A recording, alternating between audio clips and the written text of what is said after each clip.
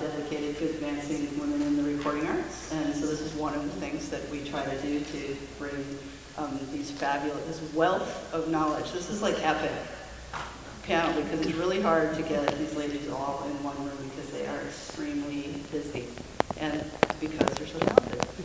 And so that's part of what we do at Women's On a Mission, is bringing them here to you to hopefully inspire a whole other generation of women that are successful as these. So I want to thank you all immensely for taking the time out, because you just came from doing NFL, Jay Leno. You just came from doing a Disney Channel. Carrie's about to fly out for Eddie Vedder tonight. Michelle just came off of Big Time Rush, the big giant Nickelodeon boy band. And Claudia's just about to fly out to do how many European? 12 countries in 16 days. So, they're all busy. And I give them a round of applause for taking the time out.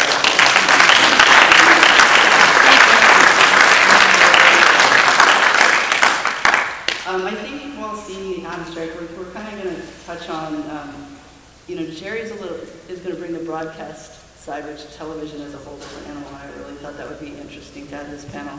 And then we've got Carrie also focusing mainly on monitors, and everyone else is pretty much FOH, but I think it's a great mix. And we're going to just kind of go through their daily operations, what a day looks like for them, some of the technical things they deal with, and then maybe how they got to where they are today. And then we're going to open it up for a long chunk of questions, so please have those questions, because you've got them here for this hour and a half only. So what I would like to start out with is, to me, just what a typical day looks like from start to finish for you. And I know there's not a typical day, but just maybe pick one that's kind of common. And just start to finish, like what that day looks like. I think that would be interesting for people to know. Do you want to start? Maybe we'll start on that, and then I'm going to go to you, Claudia. You ready to start? And we'll just go this way, just like, a 5-minute overview, very short overview. Like, okay, well, what I do is I'm a tour manager and a sound engineer. I am the crew. I do everything. So for me, it's not just doing sound, it's not just mixing, which is the fun part of my day. It's getting everybody together, getting through airports, dealing with gear, schlepping through whatever we have to schlep through to get to the gig, to do the gig. And we're doing one-offs. It's not relaxed. It's every day, boom, boom, boom. So it's, like coming up, I'm kind of stressed out. I've got a lot coming up. It's going to be getting up for 6 a.m. flights, 2 or 3 flights in a day, and go straight to a hotel, check everybody in, and then go to my venue. And then I have to deal with a local crew and an unknown PA and set up a show in about maybe 2 hours if I'm lucky, do the show, break it down, go to my hotel and do that the next day. That's a typical day in my life on the road. So how many hours is that? Just one day, how many hours is of work? Just 14, 16? If I'm getting up at 4:30 in the morning, when I get back to my hotel room and say 1 a.m., how many hours is that? It's a long day. And it's like that one after the other after the other. We don't get a lot of days off in instrumental and jazz music. There's not a lot of money, so you have to work every day to get to, to make it happen. So it's grueling, but the beauty of it is the music and getting to the music. And the minute I get on that stage to be able to set it up, and I get up to the front of house board and start doing what I like to do, all the rest of the day disappears. And then that's the joy. And for all of us, all the musicians will be exhausted and angry and tired and whatever, grumpy, and you get on stage and it's just like, it's gone. It's like a bubble just opened up and it's, you know. So that's the beauty of what, and that's what makes it worth it. That's why I've been doing this for so long, is for that. Because it's that moment that's so special. It's awesome. Awesome. Michelle? I just finished a big arena tour with Big Time Rush, and a typical day on that tour, we start loading in sound between 9 and 10 o'clock in the morning, doing sheds and arenas, and we basically load in, fly the PA, tune the PA, then prepare for sound check. Do a line check around 2 o'clock and sound check at 3. Brief sound check because we have to do a sound check party every day at 4 o'clock for 250 VIPs. And when the boys come out, we do a couple songs acoustic. It was basically 2 shows a day, like a matinee, and then that would take anywhere from 30 to 45 minutes. After that, we would sound check our opening acts. Then the show would start, do the show. As soon as the show's over, load out. Load out would take, for audio, about an hour and a half at the most, depending on the difficulty of the venue. And we'd finish up. Everything would finish up loading out around 1 o'clock at the latest. But we had an early show as well, so our band went on at 8:30 and we were done by 10. So it's usually anywhere from an hour and a half to 2 hours after the show ends when we finish. And yeah, about the same thing, about a 16-hour day, same thing. Gotta love that. My day's about a 16-hour day, too. I usually go in at about 10. We set up, and then sound check around 3 o'clock. Speak at your mic, man. There you go. We sound check around 3 o'clock. The tour I'm starting on, I'll be working for 2 artists. So I have sound check, and about an hour for dinner, and then we'll start the show. The show will go till about 11:30, and we'll be done about 1. I have the luxury of the tour I'm starting is we're in venues for 2 days. So I will be able to leave at 11:30 and go back to my hotel and come back the next day and do it again. But that's not typical. Last year we finished a South American tour that we were loading out at 1, going to the airport at 6. Loading back into the next gig in huge stadiums. So that was about 3 weeks of no sleep. So about 16-hour days would be typical. Typical, I don't really have a typical right now. Thanks. You're welcome. It's all sound people. I right now have been staying at home and doing bits and pieces on the road, but and I find sometimes when it's out on the road, it's so much easier because you're with one thing and you get a groove, and even though the days can be the longest, most difficult days, you know what those days are going to be and bring. And, you know, and someone else is in charge of it. I don't like that sometimes.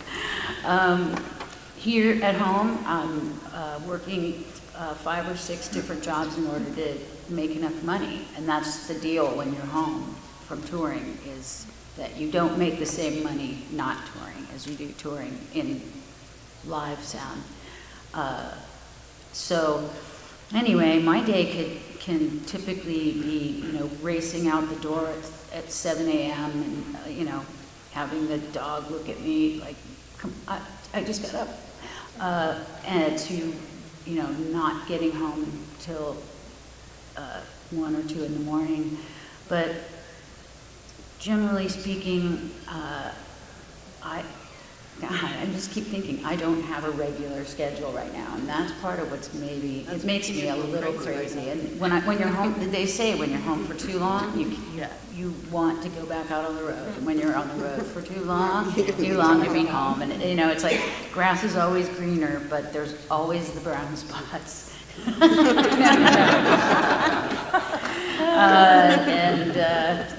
didn't mean for that to come. That's true. Yeah, that's where it's at today. So we're trying to make less brown spots. Well, I'm always the odd man out. I'm television, and my schedule can be contingent upon whether I'm doing a same set shoot, whether I'm doing NFL, or whether I'm doing the Tonight Show. And all three of those are going to be really different. If I'm doing NFL, which is one of my favorite sports gigs to do, I fly out on a Friday, that's a travel day. Usually the same hours, 10 to 16 hour days. Saturday's going to be a set day, usually starts about 8 o'clock. There's a lot, you're building everything from scratch. It's called a remote. So you have a production truck, you have to interface with the house. There's always issues interfacing with the house. RF, we'll get into all the details of that job later.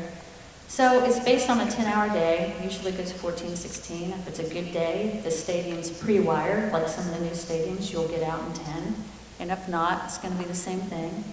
On game day, you're usually in about 6 a.m. for a 1 o'clock game, and you're out, game's over about 4, 5 o'clock, you're out at 7. So they're long days, everybody strikes, everybody loads in, and everybody loads out.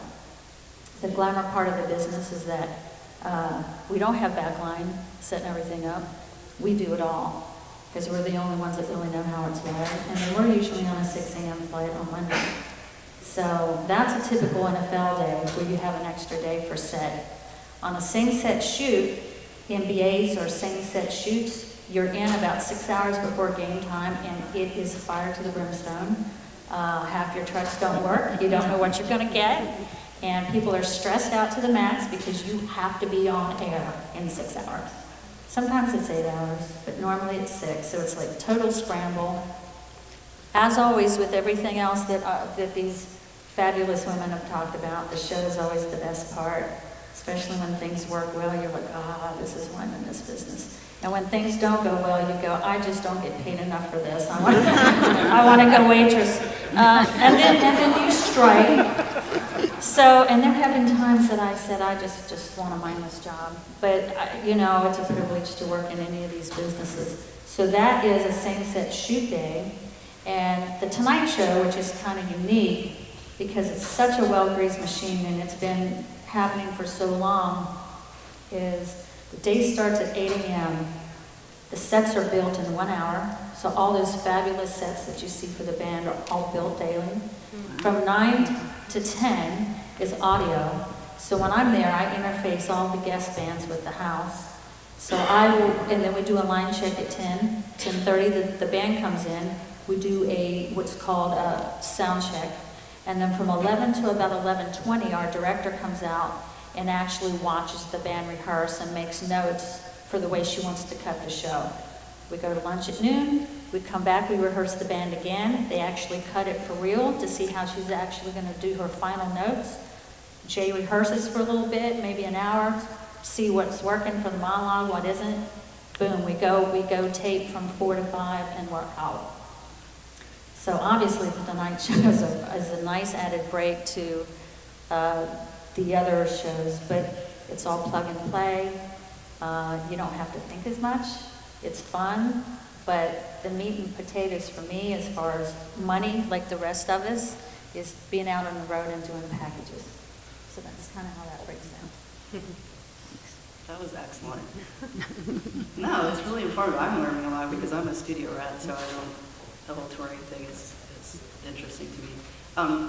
I think something you all touched upon, and I'd like to, for my own knowledge, know, is like how much are you involved in the actual technical setup, like the physical load-in to set up? Are you guys actually wiring things up yourself? And it sounds like you touched upon it, but if anyone wants to jump in, kind of reinforce that, I mean.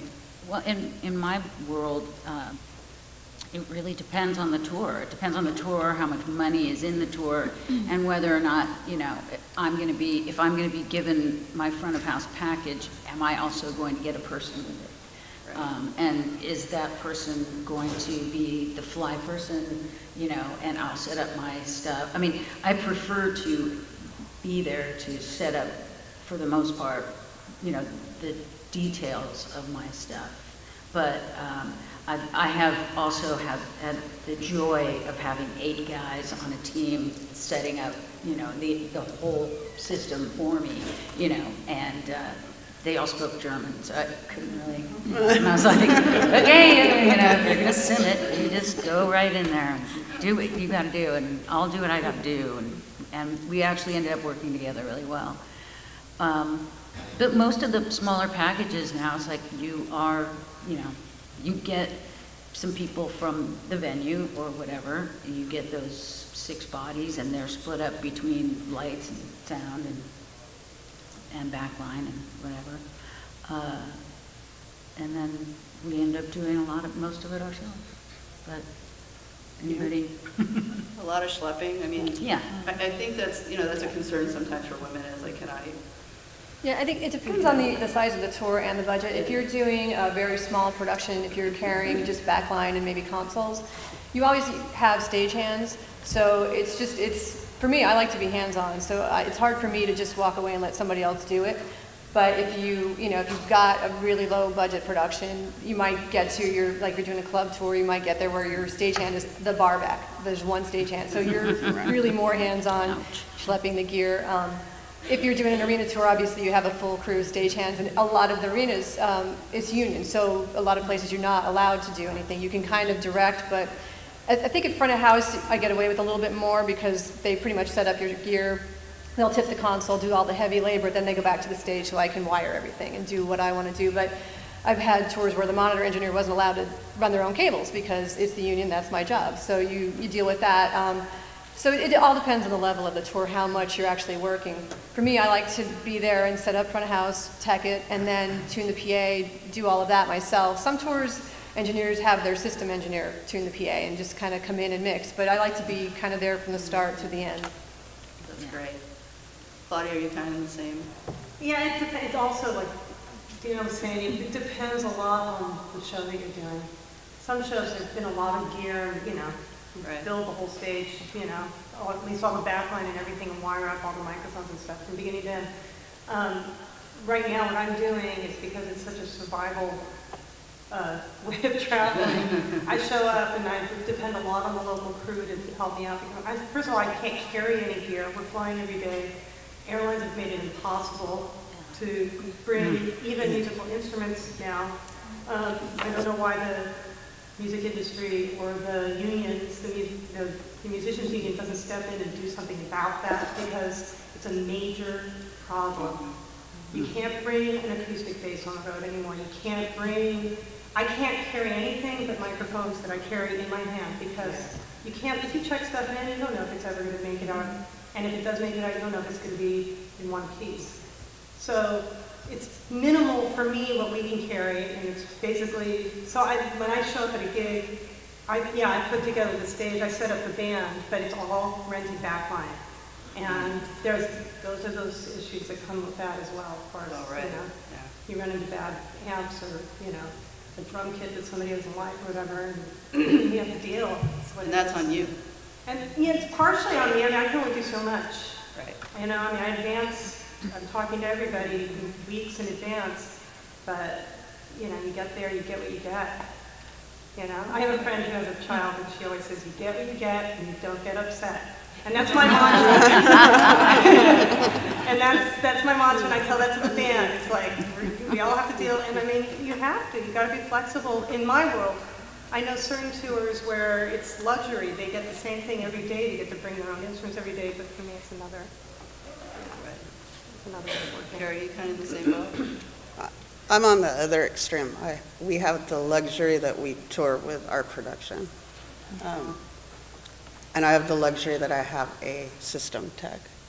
So we've kind of divided the day, the work through the day, and he'll set the stage, he'll wire the stage. I'm dealing with the RF for the band's in-ears. I'm dealing with whatever programming on the console. I usually pack up and set up my world, the monitor board, the processing, my station. He does the stage. I don't load trucks anymore. Nice. Graduated. Go 20 years later. So. Yeah, 20 years 20 later. years. Yeah. 25 years later. Also, a lot of my day is sitting around waiting for the lights to get off the stage. So I tend to come in later now because I'm going to be sitting at the venue waiting for the lights to get up. So, and there's nothing I can do about it. So. Well, once again, in my world, the stage hands, that there is no back line. We are the back line. All the equipment comes with the truck. But in our world, instead of having stage hands, we have utilities, which do all of the work. They help load us in. They help carry gear. Like if we have to put RF gear out on the field, or we have to, wire a lot of things, they help with the cabling. So any of you people that are actually in school, I will tell you, it is absolutely true. Learn how to wrap cable. That's the first thing. But there are so many different facets to television audio. If you're the A1, which is the same as a front of house or mixer, you are going to be completely responsible for patching all of your truck, including the communications and your transmission, which we can get into later. If you are the A2, which is anything from the truck out to the field or the booth, you are wiring everything of that yourself. If you are RF, you are wiring all of the RF gear yourself. And that means placing all the antennas appropriately and doing all the wiring and interfacing with the truck. And if you're communications, you will be doing that. And there's also fiber. So on an NFL show, some of those overlap. Like some of the RF might fall with the submixer, who's just doing nothing but doing the submix effects back to the truck. But whoever is in the position of audio is going to absolutely 100% be wiring their own stuff. I personally don't want anybody else wiring my stuff because if something goes wrong, I want to know where all the points were, and I'm the only one that's going to know that. Excellent. I'm learning so much. I love this. I wanted to we were kind of having a conversation over breakfast about paying attention and focus and how that crosses over into all the disciplines of audio. And so I was really interested in hearing that from all of you as well. And Terri was telling a really great story about, so I think a lot of people want to know, like, how do I become like you, right? I mean, is that what y'all want to know? I mean, at least some people are probably doing this, but I mean, some of you want to know, right? So the main thing that kept coming up was focus and attention. It wasn't technical skills necessarily, although everybody here has excellent chops. It's interesting to hear that the first thing that you guys come up with is this attentiveness thing. So I don't know if Terri, you wanted to kind of tell a little that story again in a general sense? The context of the story was, I did monitors for the Chili Peppers for 10, almost 12 years. And when I left, I brought in friends of mine that I felt were capable of taking my place. And I spent sometimes a couple weeks out on the road with them, helping them transition into it.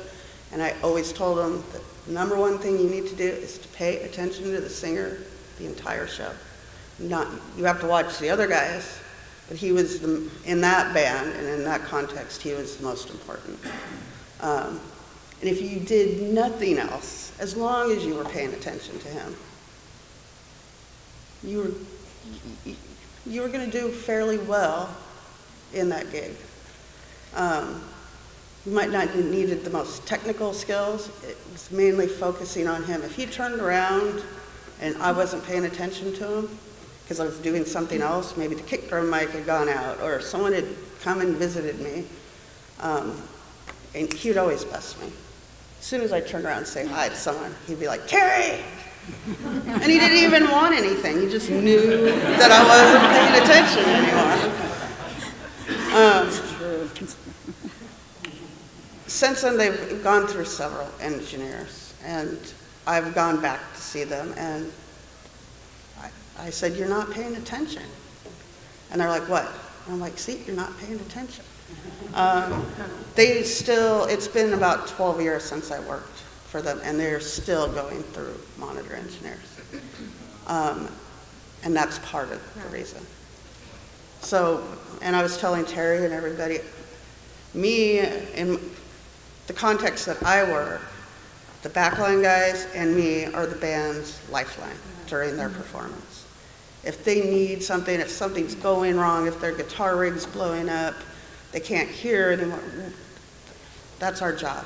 So those 2 hours, sometimes 3, it's with Pearl Jam, sometimes 4 hours. I'm getting paid to pay attention to them. And a lot of times they don't need anything, and I'm standing there the whole show. But I'm still paying attention to them. And I think that for anybody, our focus is that. I think a lot of people that when they're working in, say, a club or anywhere, if they're at the monitor desk and they're attentive and helpful and friendly to the band, like that could be the band that says, we're just about at that level where we're ready to hire a monitor person. Can we get your card? Yeah. You know what I mean? You never know what day that can be. It can happen in a snap. So, yeah. Yeah, I think along with your skills, it's your personality and how you get on with the people that you work for that, propels you into your next job or gives you a long-term relationship. Like a lot of it is just the persona, like the persona you have with the band and how you relate to each other. Like, if they are comfortable with you, even if you're not the best technical person they've ever had, you could be with them forever. Or they could have the best engineer on the planet and just not get on one-on-one, and that guy's out of there. So it's a lot of just personal interaction with the people you work for, and that's a big part of it. A lot. I think for me, in music, it's about the musician. It's not about us. Yeah. It's for them. We're here to serve them, and they're up there pouring their heart and soul out. And so you have to be sympathetic to their emotions, because it's an emotional process being a musician. It's not just they're getting up. I mean, maybe some guys are, at least with the people that I get to work with, it's spiritual. So I have to be. It's not even, the attention, it's all about them, but it's intuitive. You have to have your intuitions on. You have to have more than your eyes and your ears. It's your feeling, it's sense. Things will happen before you even know it. And I always feel like I'm always anticipating. I'm always like a millisecond ahead of whatever it is. If something breaks, man, you've got to be out there. And if you can't be out there and you're way back in front of house and you're the only crew, you got to just hope that somebody you can communicate with to get out there and save them from whatever's sinking out there. But it's not about ego. And I find when I run into sound engineers that are egotistical, that's where the problems that's where the clash is between the musician and the technicians. And it's selfless. You have to be selfless. You can't expect to be thanked. You can't have any expectation for people to come to you and say, great job. You're going to hear it when things are bad. Always. Yeah. And that's okay. You know what? I'll learn from that. That's great. Tell me, and sometimes people are right, and a lot of times people have no idea, and they're just spewing.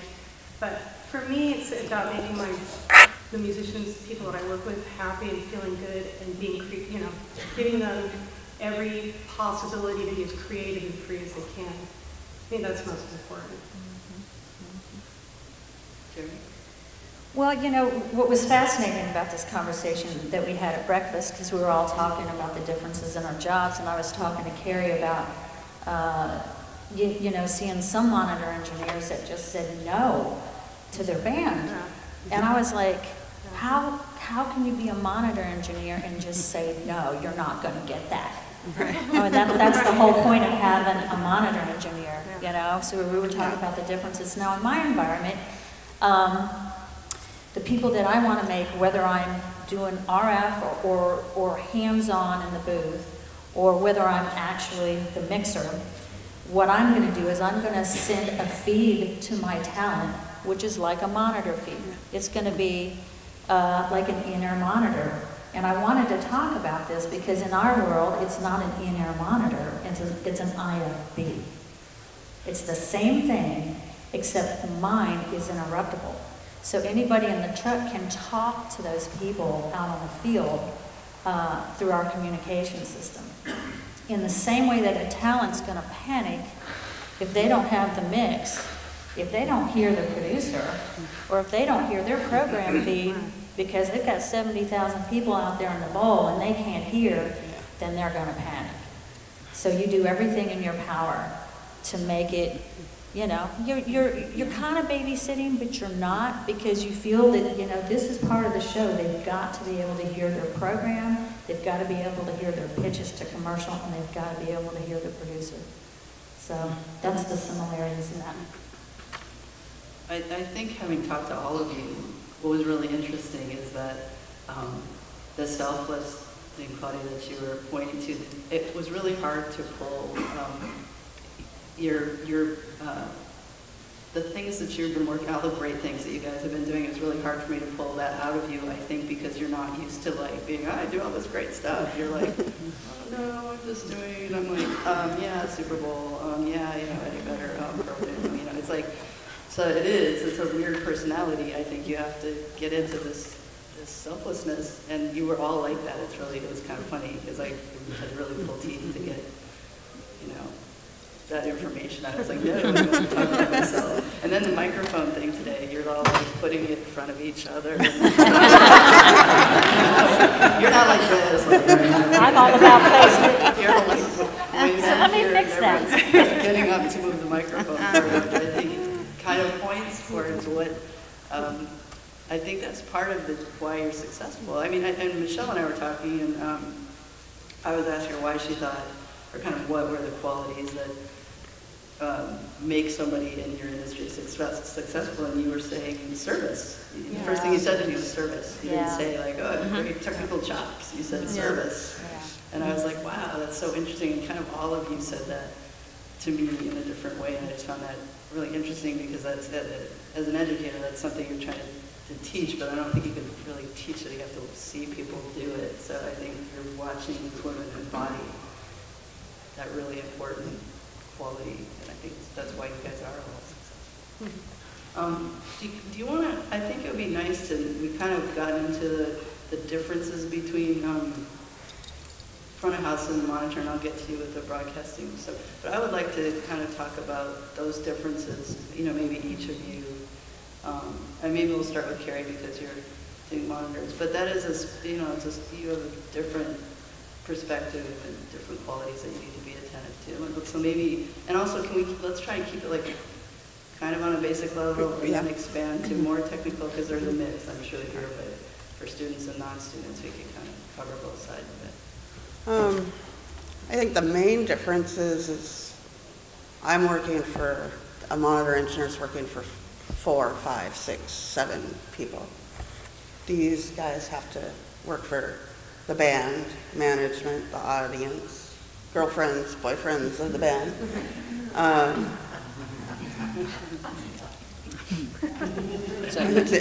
Yeah.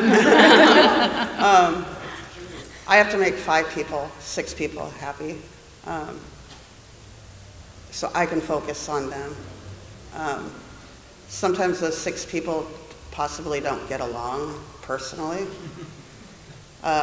Most of the time, they all think that they're the quietest on stage when they're all really loud.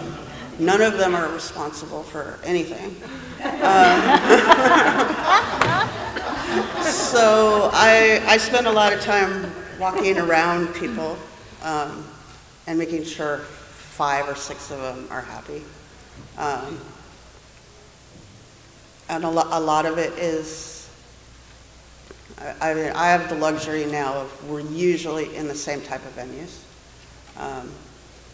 Pearl Jam loves to play arenas. They love the sound of arenas. That's where we play. So I'm blessed and fortunate that we're not fighting the venues that we play. We run into problems when we're playing stadiums or fields, because they don't like playing outside. So a lot of it and I have the luxury of, I've worked with them for 20 years, so we all know how we're going to react to things. They know how I'm going to react to something. I know how they're going to react. I can kind of tell who's in a bad mood when they come in. But I would say more of my problems are venue. In the context that I'm working, loud rock bands, it's always the singer cannot hear, and that's never going to change. That's my biggest challenge. Even with in-ears, that hasn't solved issues of volume and being able to hear. And so those are the things I deal with on a day-to-day basis. You guys? Well, Carrie, can I just ask you why? It seems like you've particularly chosen, and we talked about this, it's not common, to stay on the monitor engineer side. Can you talk about, because that's your specialty and why you chose? That's all I do. I don't know why. I never minded doing monitors as much as other people that I've known that can't wait to get to front of house. They're putting in their time on monitors, and they're like, first front of house gig I get, I'm out of here. And they never come back. They don't even want to come up on stage and mic anything. I think I worked for Rat Sound for a long time. So I was doing monitors and wiring the stage, and that was where I worked. And I didn't really have a goal I want to be the front of house engineer. I was part of the company, and that was my role in the company. And then it kind of became too late. My skills had adapted to doing monitors. And the times that I've had to do front of house, my brain doesn't think front of house. I'm not thinking about the effects. I'm not thinking about bringing up horns for a solo, or, I'm focused on kick and snare and then building mixes for each musician. So that's why I never left the stage. I know you've mixed monitors. Yeah. And you probably still do. Well, yeah, occasionally.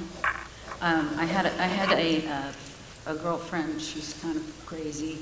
Years and years and years ago, I had an offer to do a tour as monitor engineer.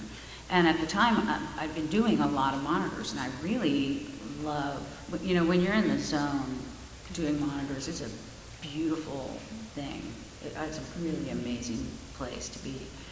And that crazy friend said, "You can't go out as a monitor engineer. You want to be a front of house engineer."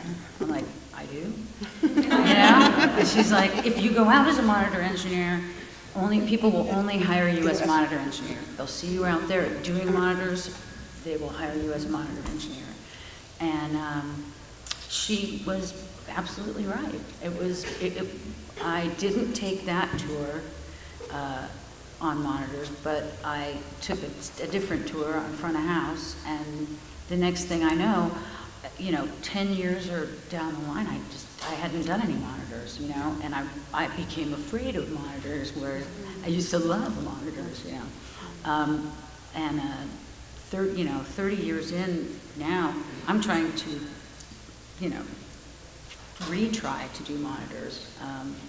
A few years ago, I've been mixing front of house for Tom Waits for a long time, but he wanted to take his studio guy as the front of house guy, and I said, "Can I do monitors?" That was as in, may I do monitors? And I was like, yes, you can do that. And I went, okay, can I? Now, can I do monitors? So, I have a house gig at the Fillmore, and I started, doing more and more monitors there, and just getting used to it again. And it was just a matter of getting used to my ears, getting used to my mindset, and getting used to keeping your eye on the prize, and also every other bit of people on the stage, because everybody on there has a say, And I brought out an XL4 analog console, and front of house was digital. And I said, no, if I'm going to do this, I have to do it on a very familiar space, And I did it, and I didn't really get, any complaints, as far as I can tell. That's a good sign. And there were no solos during shows, so that part was good. Monitor solos were bad. But I mean, I have the enjoyment of being on stage and being a part of this thing. Being a front of house engineer sometimes is lonely. And I don't know how to explain that, but you are, you're forgotten. Those guys are all up there having their conversations, doing their thing, and you're out front by yourself, patching it together and trying to get the whole PA to work and sound the same on both sides in some crazy venue. Then there's also the gigs where you go and you're everything, where you're like, okay, and I want to go in and ring out those monitors for my people, because they're my people, and I want them to be happy. And then I'll come out and do my front of house afterwards. So that's, I don't know, I think it took off on that question. That's good. Do you guys want to talk about, have either of you, well, I know Claudia has, so maybe talk about the crossover if you've done both. For me, both positions are equally important. And I never really understood this status thing about, oh, you're front of house, oh, you're just a monitor person. I hate that. I think that's the most stupid. They're equally important in all ways. I mean, if you're on stage dealing with the musicians, actually, for me, monitors is the best, man. You're right next to these guys, and you're translating for them. You're giving them the sound so that they can relax and they can play and they can get out there and feel good. What a great feeling, man, when it works and everybody's happy. That's like, you can't have a better day than making your musicians happy out there. I mean, that's what it's all about. And same for front of house. When you're in front of house and you have a show and it rocks and it sounds beautiful and you can hear everything and people are smiling, the band feels it too from the stage. It's a give and take. I mean, it's a give and take. You can have a venue that's really lively and super difficult, and then you've got to make the decision. Is it going to be the monitor mixer show? Is it going to be the front of house mixer show?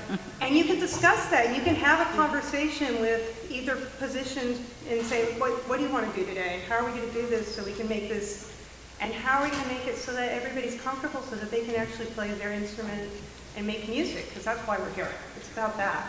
So that status always bugs me. I think that's wrong. I don't think it has anything to do with anything. I don't think it has anything to do with music whatsoever. It's about providing whatever we can do to make them express themselves as best they can. And I think also monitor, it's a nurturing place too. You're really there. You're making them feel comfortable. It's about, you can't show up. If you are grumpy, you're in a bad mood, and you're tired or whatever, you've got to give that up and just, because they're going to have their moods too. You're going to have to be able to just hold that back and save it for later and be there for them. Because they need that nurturing at that time. Because it's stressful and it's nerve-wracking, to be up there. So there's that. And I've done a lot of monitors. I've toured only doing monitors for different tours. And that's great, man. I love it. It's fun. Super fun. And I love being in front of house. It's also great when you feel the energy in the audience getting off on the music. I've done my job. It's great. It's high, So I think it's an equal balance. It's just where you live. It's where you feel the most comfortable. Some people are more comfortable being on stage. Other people are comfortable being out in front. I don't think there's any lesser or better position. I think Claudia brought up a good point of the whole status thing. It's every position on a tour.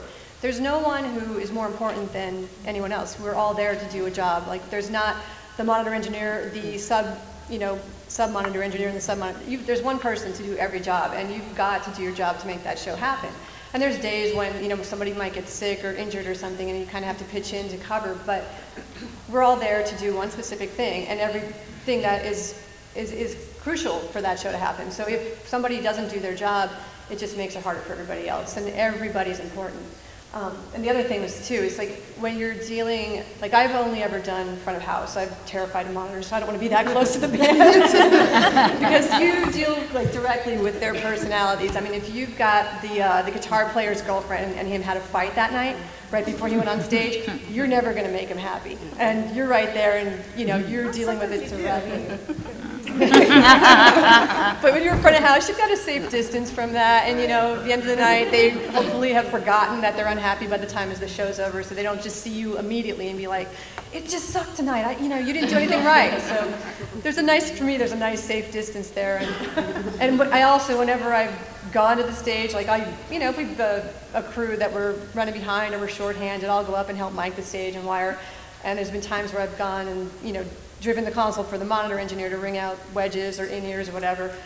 My head's so far removed, just like you said, you know, I'm so far at the end of the other end of the snake where I'm just thinking front of house and in that term.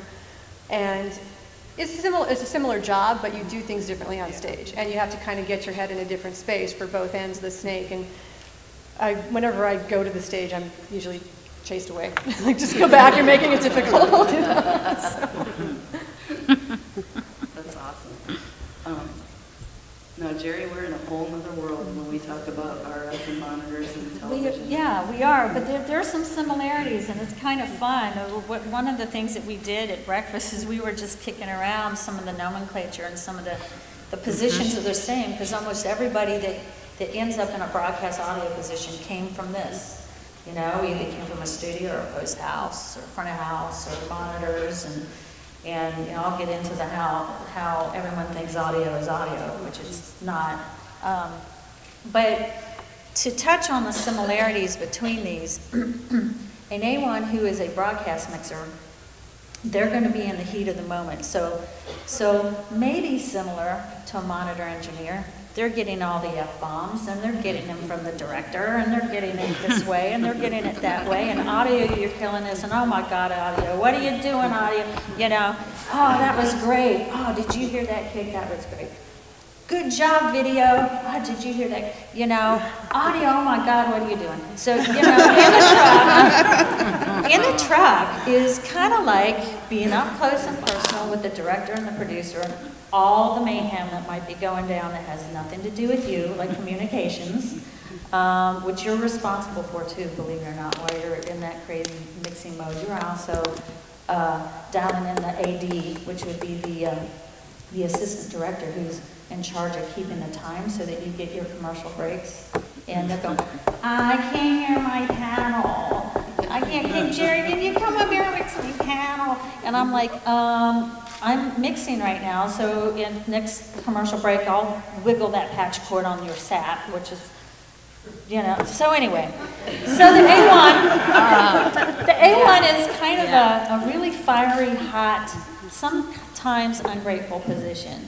Outside of that, with A2 or RF, you know, it can be a really nice gig. You can be out there on the field eavesdropping on the football players and going, oh yeah, man, and dealing with the parabs, and everyone's happy and eating popcorn, and you're not in the mayhem. Or if you're in the booth, you know, you get really close to the talent, which you're kind of like with your guitar players and your singers. If they had a bad day or they're going through a divorce, you're going to hear that and deal with that. And then RF, you're kind of like FOH.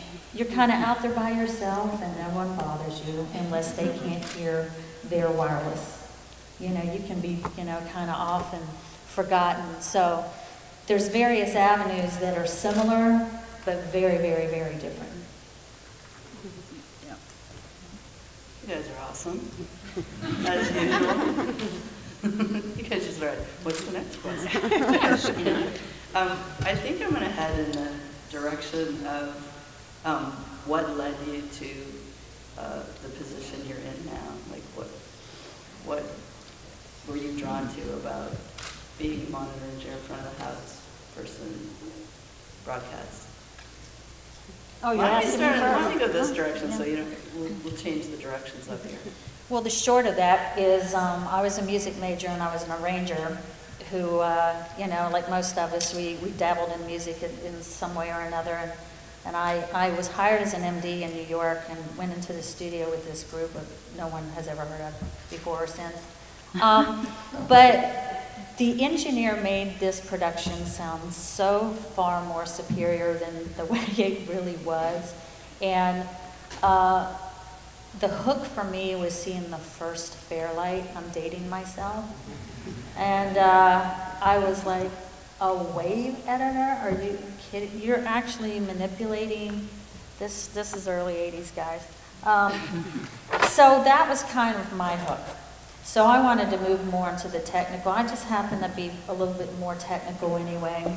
And long story short, that morphed into various band scenarios that ended up into a post house where I did nothing but sweetening for television. And in this particular post house, there were a lot of live shows going on in the other rooms, and I'll never, as long as I live, sometimes I see Tony Prada to this day, and I don't know whether to slap you or kiss you.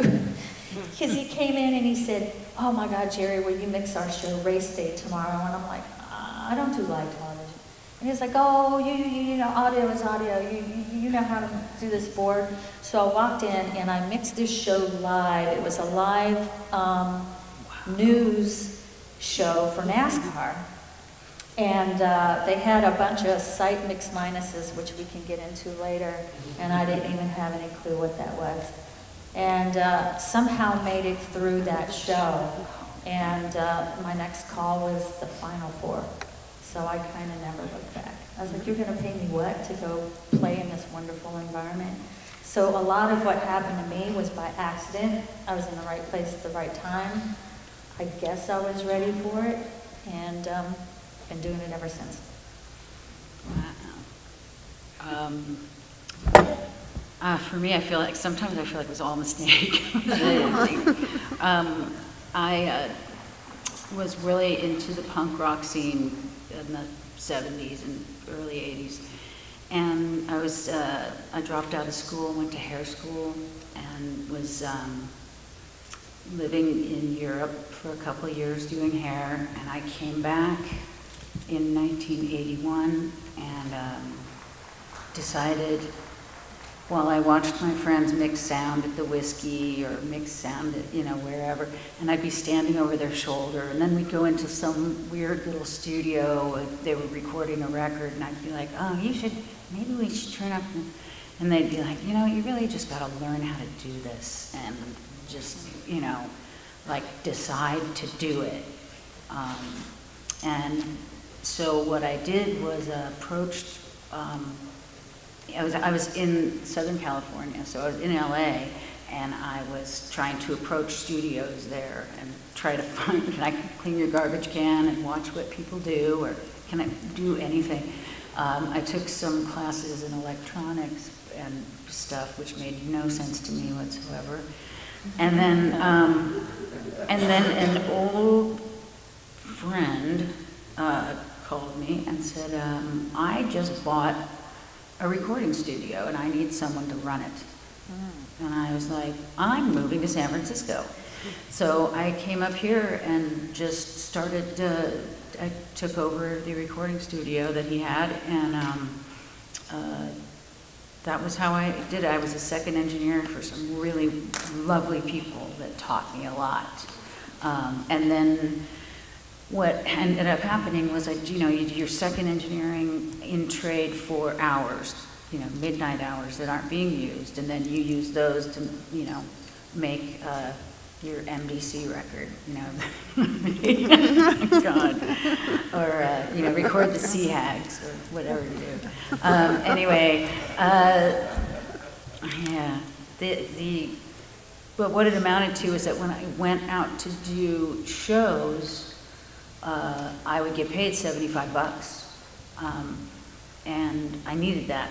And so I started doing hair during the day, seconding, you know, every other day, and then working every night at, you know, whatever club. Because all the clubs, what happens is, you know, if you go in there and you're kind of like standing around, you know, filling in, acting as if, you know, the next thing you know, when nobody can make a show, they're going to call you and say, do you think you can come down and do this?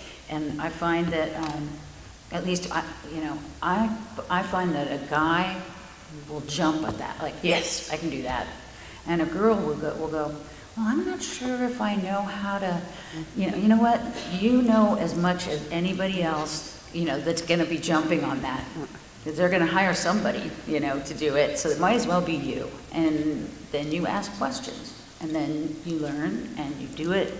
And then the next thing you know, the bigger club needs somebody and you're working over at the I-beam. And then you're like, yay, I'm mixing, you know. I know, just, you know, mixing great bands and learning your craft even more. And then you start going on the road and boom, boom, boom, boom, boom. It's kind of it was a blessing and a curse, and I've enjoyed it, most of it. They say, I just turned 50 this week, and they say, Happy birthday! And I never thought I'd live this long, but but I think, how does that joke go? I may be old, but I saw all the good bands, you know? And for me, it's like I may be old, but I got to mix a whole lot of good bands that were out there that didn't have sound engineers yet. And that's been a whole lot of fun. So. I think my story is similar to Deanne's. I moved out of my house when I was 15. College wasn't an option. I was waitressing, went to a bunch of punk rock shows. One of the punk rock shows I went to happened to be a Black Flag show where I met Dave Ratt. And I started winding mic cables, started loading trucks. Eventually, I was getting paid $75 to work shows. So I quit my job, and I've been doing it since. Some of those punk rock bands got big, like the Chili Peppers.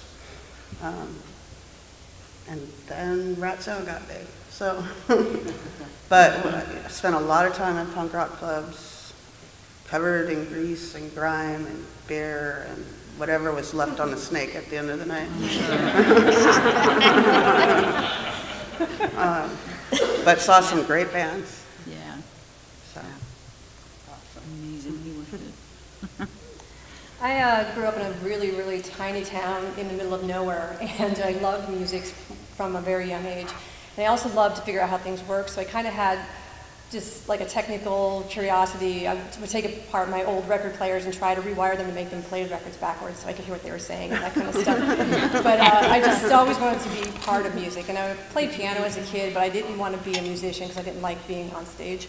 But I just kind of fell in love with, I remember laying in bed listening to Queen's Day at the Races record in my headphones and just being blown away at how it sounded and how are they doing that? How could they make everything just sound so enormous in my little headphones? And so I just kind of pursued an education in the technical side of recording engineering because I grew up in a town where there was no live music scene, there was no studios, there was no music business, and I had no idea how to get my foot in the door. So after I went to technical school, I kind of got more into the live sound aspect and started working at a little tiny sound company for free, just kind of learning the ropes and working as an intern until I kind of figured out what I was doing and stayed there until I couldn't afford it anymore because it was in Philadelphia and it's not really cheap to live there. But I moved around a lot for about 2 years, working at nightclubs, working as a stagehand, working at entertainment complex, you know, in the AV department, just doing whatever I could to get into the business. And I had been kind of frustrated because I just was not getting where I wanted to go. So I moved back to Pennsylvania where I grew up and was working for a local band, not making enough money, had finally decided I was going to move again, and just the day I was supposed to leave, a friend of mine called me. He was out mixing a band, he was on tour, he was just tired of being on the road, and he asked if I was working. And I was like, no, I'm looking for a job. So he said, well, I've got this band, we're coming through your area. You can get on the bus, meet us there, you know, get in the bus. I'm going to be here for 2 more weeks. And if they like you, you can stay. If not, we're going to be back in the area in 2 weeks. You can go home and I'll find somebody else. So I thought, all right. So I go out, meet the band, and do the 2 weeks. They like me, I like them. It works out great. And that band was the Spin Doctors. Right before they hit, like he called me, he told me who they were. I had no idea. I'd never heard of them. And I started with them, and a month later their album was in the top 80 on Billboard, and it just took off from there. So it was really a lot of being in the right place at the right time. And it was a friend of mine who knew how desperately I wanted to get into the business, and he knew, you know, I was a hard worker, I was serious about it. He recognized that and just thought, all right, I'm going to give you this opportunity. So it was the same thing, you know, you're ready for an opportunity, and it comes, and you just take it. I grew up in music. My father's a jazz musician, a composer, and a musical instrument maker. He makes metal percussion instruments. We all grew up in music. My sister's classical pianist, another one's a singer, multi-instrumentalist. We all play music. I grew up playing cello when I was 9. I played for 10 years. It was in our house all the time. There were always musicians in our house, always people coming and staying. It was music all the time, just constantly. You know, I'd wake up at 3 o'clock in the morning, there would people be jamming, you know, in our house. So it was a natural place for me to go, is music. And so there was a club here in San Francisco. I grew up in Berkeley. A club here in San Francisco called Keystone Corner, which was the jazz club in the 70s. It closed down in 81, and we lived there. We would go there almost every week and hear everybody that would come through San Francisco, McCoy Tyner, you know, I mean, whoever was playing, you know, Art Blakey, all the classic, everybody, Cecil Taylor, whoever was there, we would go. And we were kids, and we were allowed into the club, and which was also a beautiful thing that they actually allowed kids into the club. And so we were fortunate enough, and our parents were enthusiastic enough to take us out, and it didn't matter if it was a school night, we would go out and hear music. And that's what we did, we listened to music, we grew up with music. So, I mean, I have like memories of my dad playing the piano, and I would lie underneath the piano, the grand piano, and just trip out listening to him play. Just the sound of, if anybody's ever done that before, if you haven't done it, go lie underneath the piano when somebody's playing, and you will hear all the sound you need to hear, because it's all there. And it's beautiful, you can just like, and I can just remember just tripping out like that, and just, so it sort of came into, it's just inside of me. So when it was sort of a light bulb that went off in my head, like, yeah, sound, that sounds like a perfect thing for me to be doing. Because there was so much music in my house, everybody playing, and I didn't really, I played, but I didn't really want to pursue that as my life. I wanted to be in it, but not like that. So the natural place for me to go was Keystone Corner, because we used to hang out with the sound guy, Milton, who we used to hang out in the booth with him, and he let us sit up there when we were kids, and so I grew up, you know, so I went to him and I was like, listen, you know, I kind of want to do this, and he just immediately said, yeah, I'll give you Monday nights. And I was like, I don't know, I was like 18, and it was like, great, you know. And from there, it just, the club closed down, I moved to New York. I think I've had kind of a blessed career as far as connecting with musicians. I mean, because they're part of my family, and I know a lot of musicians growing up, was able to connect with a lot of people. I also speak languages, and I have to say that the language, I speak Spanish and Portuguese fluently, and I got more gigs because I could speak Spanish. Was really, really helpful to be able to speak different languages on top of, I mean, it's an ear thing, you know? I mean, language is like music, and it was easy. So basically, it's all been fairly easy for me because I've been able to just, sort of everything sort of just came to me naturally.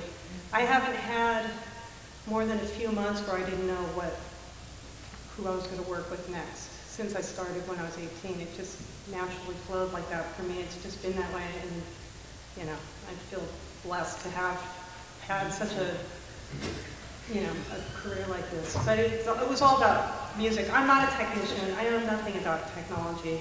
I couldn't open up anything, tell you what's inside of it. I know it was all about listening. And for me, it still is all about listening. I get away with a lot. I go out there, I have to deal with all this new technology. It's really stressful, and it's really, sometimes it inhibits me from what I really want to do musically. But I get through it every day, and I learn as much as I can. That's, you know, I mean, I'm still learning. You know, I've been doing this for 30 years. It's never going to stop. It just keeps going. But it's being able to translate music, and that's where I live. So that's where I'm at. Well, you know, what's interesting is that what you all had in common. And you come from kind of different backgrounds and whatnot, but you all spent a lot of time around musicians.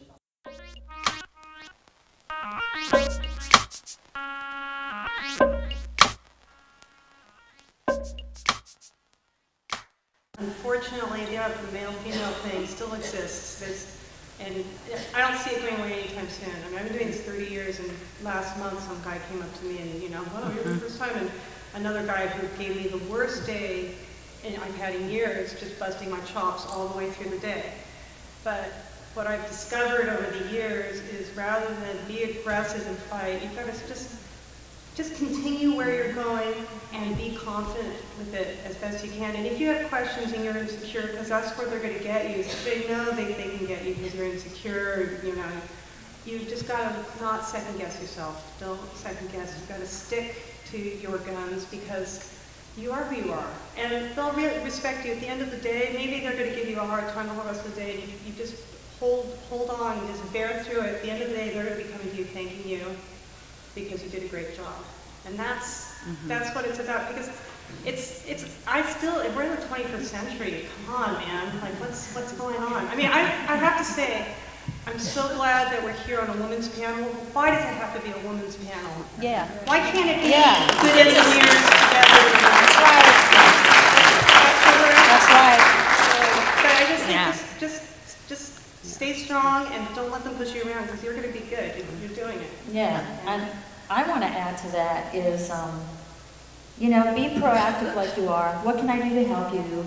You don't want, we all have probably issues because we lifted things that we shouldn't have lifted when we were 25.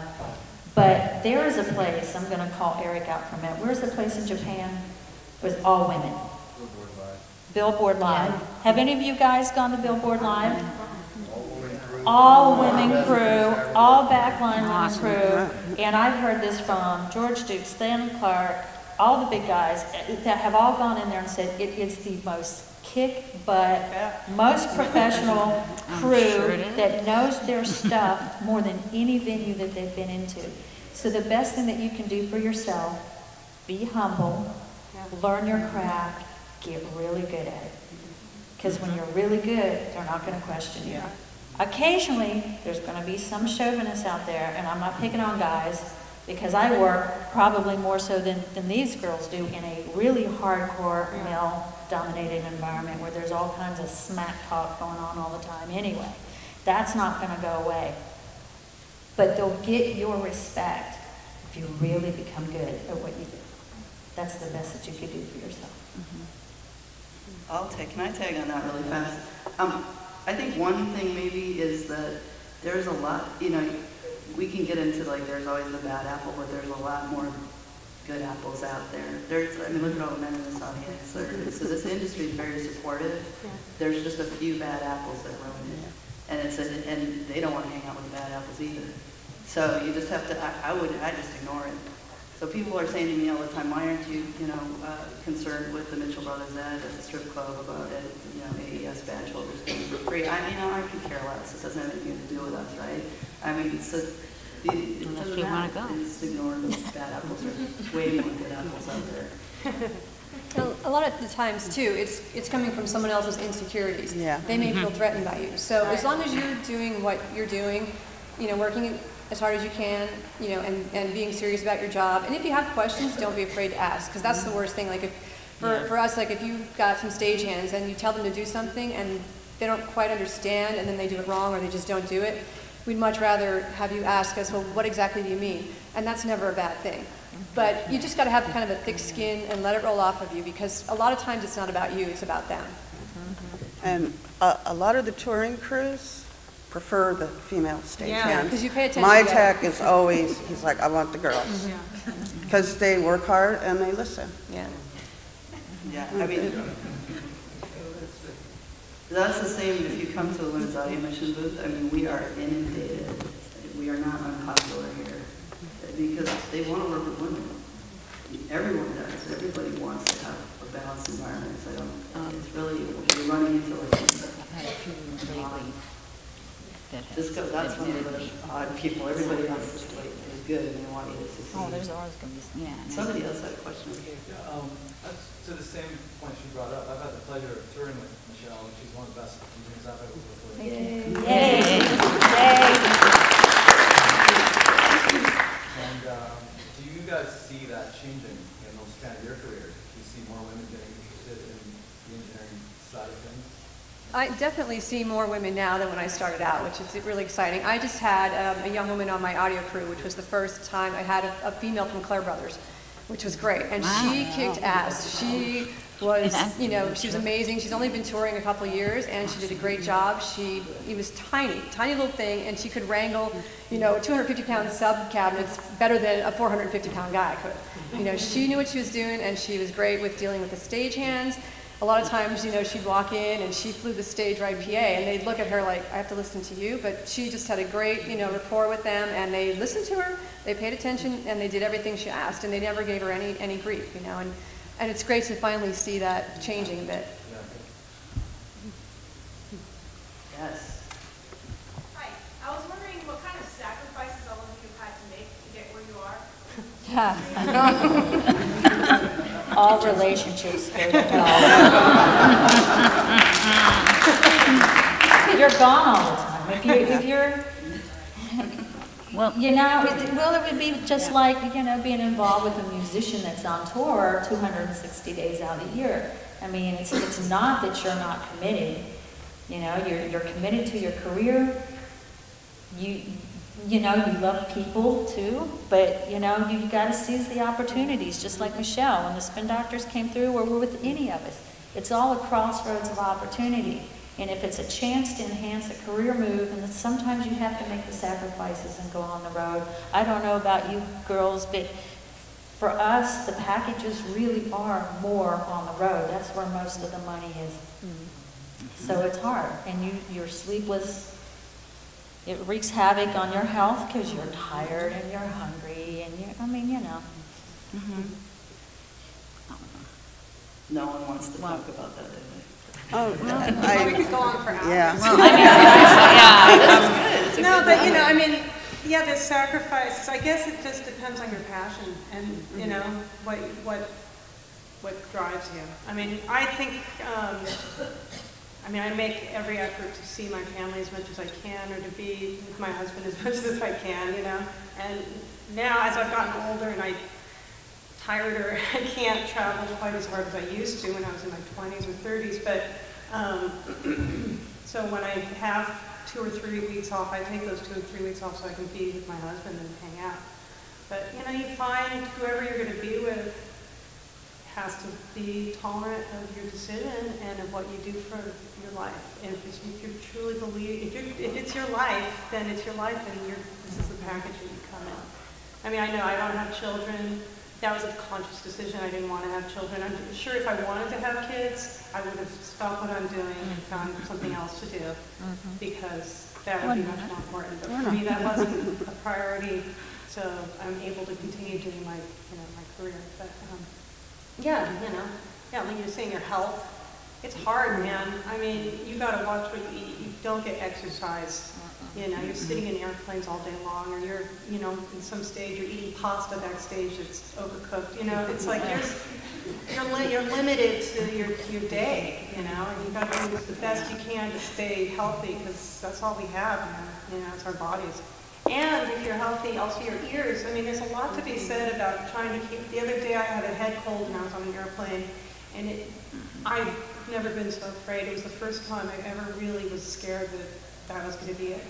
And after that, I was just, okay, I'm taking the drugs to clear my head, you know. And I'll tell you a secret about that later. Yeah, it's scary, you know, but you got to take care of your body, and that's a big sacrifice. That's definitely a compromise as well.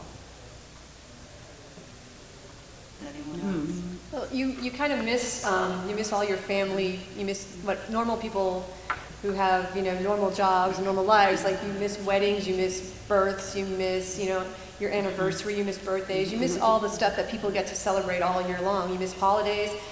The only holiday I've never worked on is Christmas, and that's kind of like a no-brainer for me. It's like that, I will not give up Christmas. But I've worked on Easter, I've worked on Thanksgiving, I've worked on, New Year's, I've worked on, you just miss everything because you're gone all the time. And it is hard in relationships, it's hard in your family.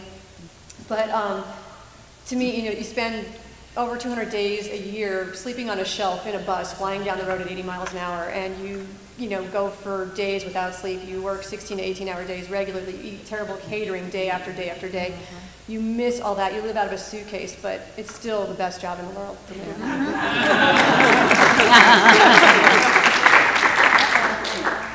Anyone else want to answer? There's another question. Carrie's like, I'm avoiding this play. I have kids, so it's even limited, and I've had to sacrifice even more in some respects. I've been blessed to work with a band for over 20 years, but I don't know if I would be working for them as long as I have if I didn't have my daughters. They don't tour a lot.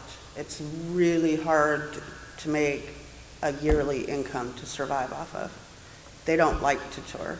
They want to go out for 3 weeks, take some time off, go out for another 3 weeks, work on an album.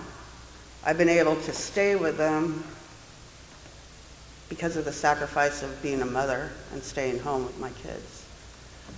So I've found a balance there. But it's my children have limited my career options, and so it sacrifices on lots of levels. But yeah, I've missed their birthdays. Yesterday I got to see them lose their soccer finals. Rarely happens. I've missed most of their playoff games, or there for part of softball season and missed the end of it. So yeah, there's a lot of sacrifices. I feel it. But it is worth it. When I am home, I'm home with them 24 hours a day. So it's balance it that way.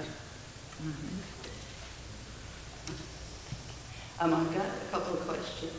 Heather, did you read another? I did. I was going to ask Terri if she would give some encouraging words about being able to find a balance, and she did. And she did. Then there's a question in front of you. Yeah. Claudia, you were talking about mixing. First of all, I'm a producer and also a tour manager. So I know what it's like to wear the different hats. You were talking about mixing several different things within the tour that you had to do. How is the economy affecting that? That's interesting. It's funny. I mean, I have seen changes in audiences as far as like, what is that what you're talking about? Like people, yeah. I mean, in the jazz world or the instrumental music world, or whatever you want to call it,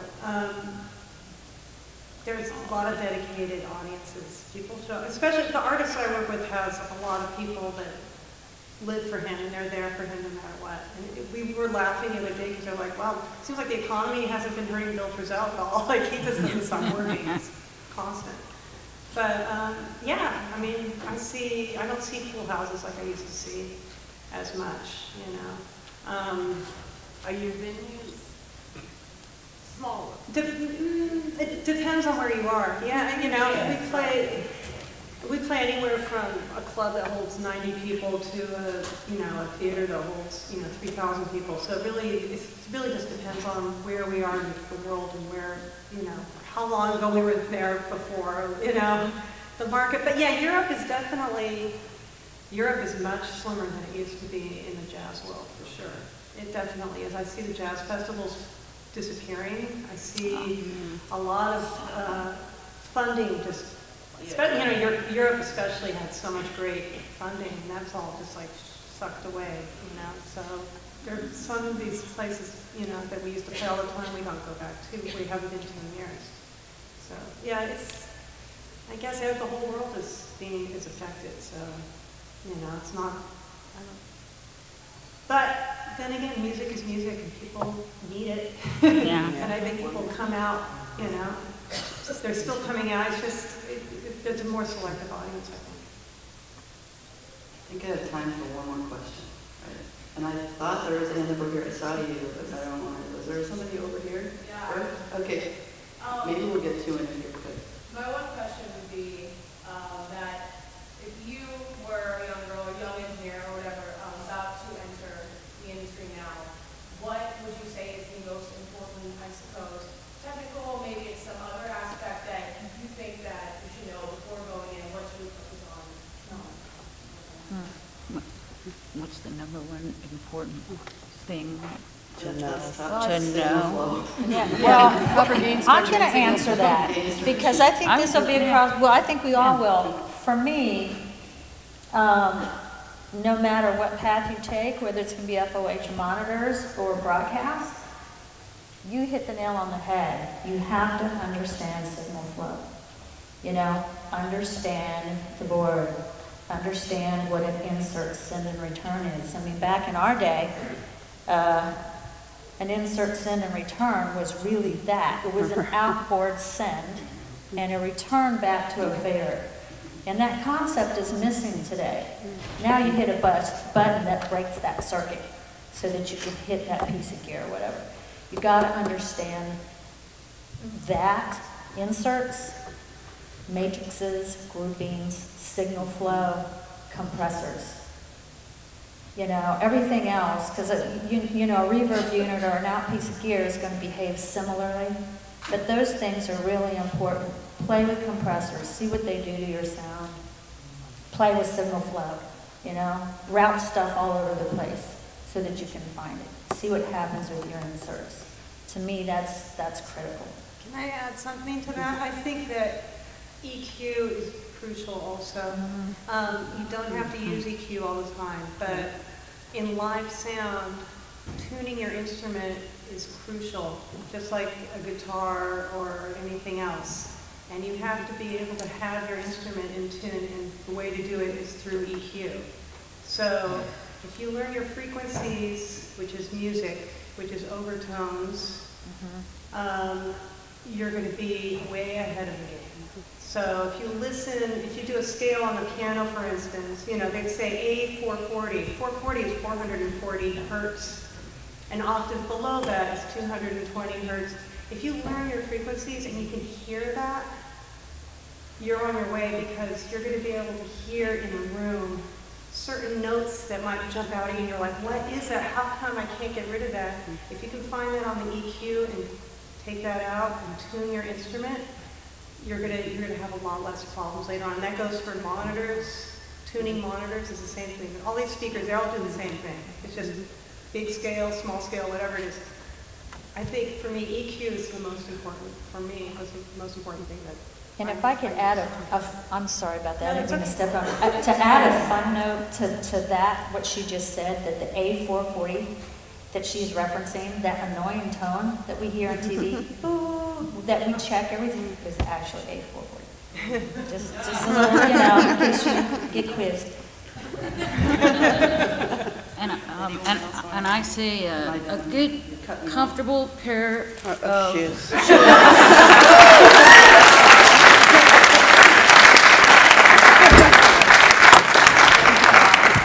A 10-hour day really kicks ass on your feet, and then you do a 10, a 16, a 12, a 10, and an 8.